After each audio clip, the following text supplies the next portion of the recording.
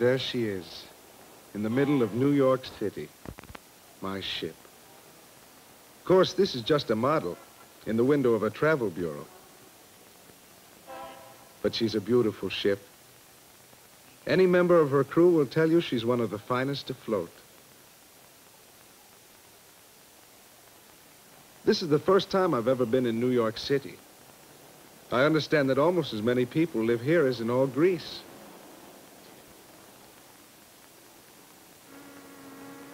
I was born in Greece, in Galax City, a very small fishing village.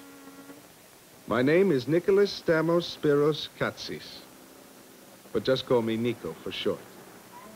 And there's my ship, the SS Olympia. 23,000 tons and twice as long as an American football field. An ocean liner getting ready to put to sea.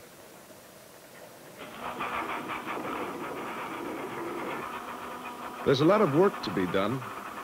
Food to be taken on board, oil for the engines, and the passengers' automobiles, lifted up by the big winch as though they were little toys. These men are called stevedores. They load and unload ships, freighters with cargoes or passengers like ours. In the crew's quarters up forward is a very comfortable recreation room. Tonight, I show my friends the souvenirs I bought this afternoon in New York. For my brother, a miniature Statue of Liberty.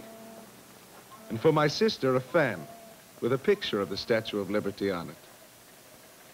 Kocha, my best friend, says they're very nice souvenirs. Very nice. I was 15 when I left home. I haven't seen my family for a long time. After this voyage, though, the Olympia will make regular trips between America and Greece. Then I will see them often. The lights of a ship are never out. Work goes on all the time, even at night.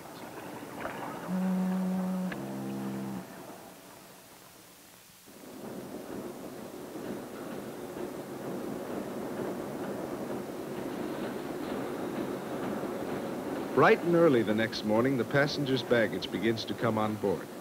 Thousands of suitcases, trunks, bags, and boxes. The stevedores and ship stewards are very busy. And soon the passengers begin to come aboard.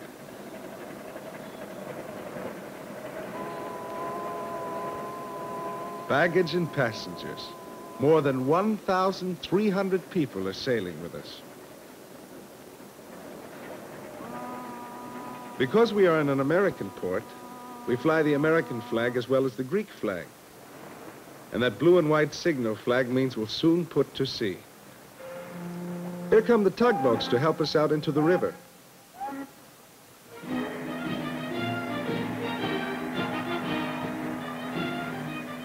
It won't be long now before we leave the dock.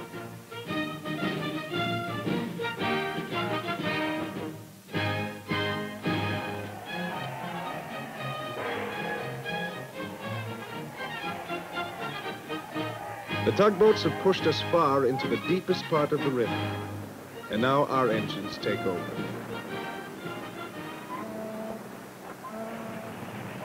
There's the United States, one of the world's fastest liners. Our ship is being piloted by a harbor pilot, a skilled pilot who knows every channel in the river and bay. The captain points out a freighter off our starboard bow. Starboard to a sailor means right. Now we are passing the Statue of Liberty, and we are leaving the skyline of New York City far astern. We are entering the Atlantic Ocean.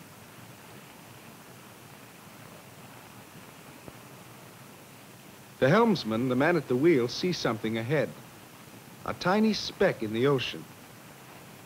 The harbor pilot has done his job. Now that we are in the open sea, he will leave us. Sometimes in rough weather, he cannot get off and must go with the big ship all the way across the ocean.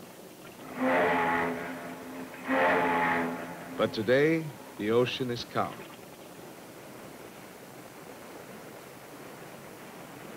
Now the captain sets our course. From New York Harbor, we will be sailing by way of the regular Atlantic shipping lanes, a distance of more than 3,000 miles, as far as from New York City to Los Angeles. 3,000 miles across the Atlantic to our first port, Southampton, England. The Atlantic shipping lanes are the busiest in the world. Sometimes there are as many as 2,000 ships coming and going, their wakes crossing and recrossing. But often, you can sail for days and days and not see another ship so vast as the great Atlantic. We will be on the ocean for 5 days.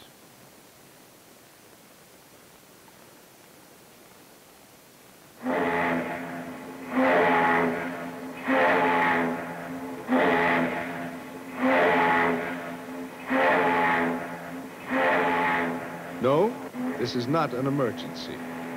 No one has fallen overboard, nor are we abandoning ship.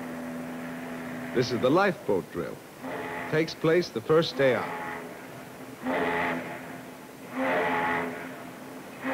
Everyone is assigned to a lifeboat station. Everyone has his own life jacket to keep him afloat in the water. There is little danger on an ocean voyage these days, but the lifeboats are kept ready for any emergency.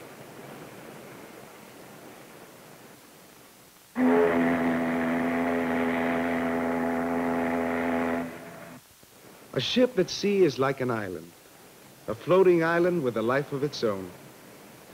I'm just an apprentice, of course, which means that I've just started my life at sea. But there's so much to learn, and it's all of great interest. Take the wheelhouse, for example. Here are the many controls for running the ship. With this instrument, called the electric telegraph, the captain can signal the engine room deep down below the waterline.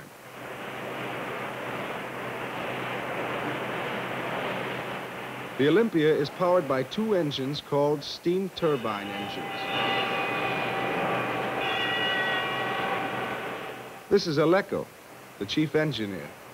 His job is to keep the powerful engines operating. Our ship, like all modern liners, burns oil. Older ships used to burn coal.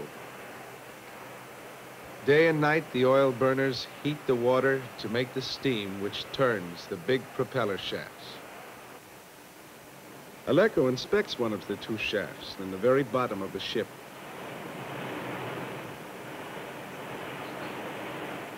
Day and night it turns, spinning the propellers, driving us through the blue water at 21 knots, almost 25 land miles an hour.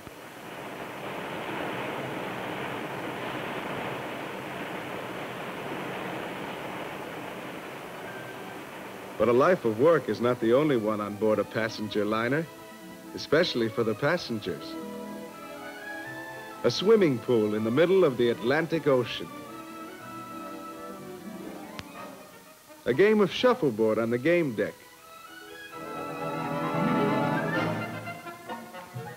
Robbie takes careful aim. Good shot. Now Robbie and his father play another game, deck tennis. There is always much to do during an ocean voyage.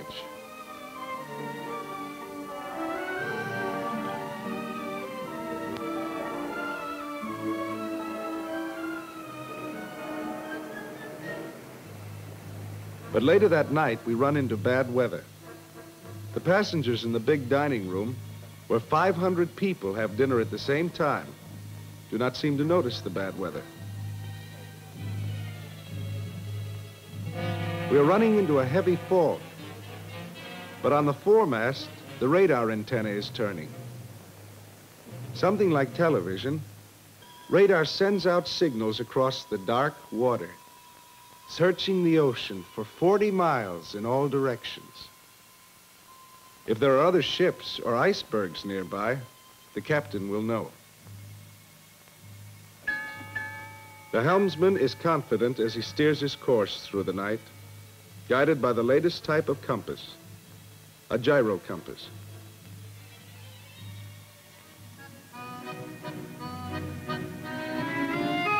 As the ship goes through the fog, members of the crew relax in their quarters up forward. In their comfortable, roomy cabins, the passengers feel secure and safe. No one is worried by the fog and bad weather.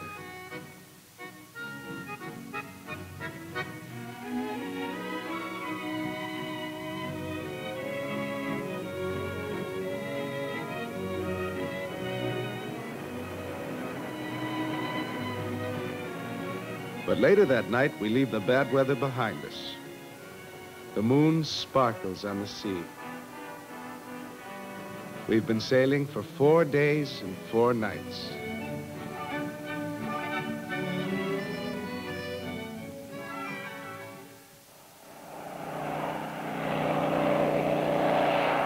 Kocha points out a British aircraft which has flown out to inspect us. He also points out that the Union Jack, the British flag, flies from the foremast. This means we are now in British waters.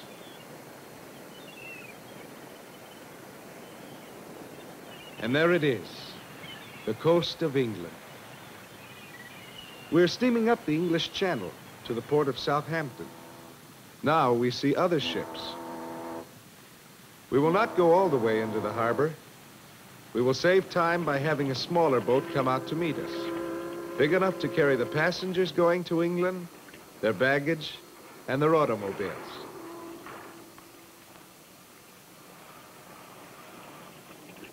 There's just time now to say last-minute goodbyes and to take last-minute pictures. Many passengers will go on to France, but for others, the voyage is at an end. More than 300 years ago, the Pilgrims crossed from Plymouth, England, to America. It took more than 2 months. But we have crossed from America to England in 5 days on a great ocean liner, the SS Olympia.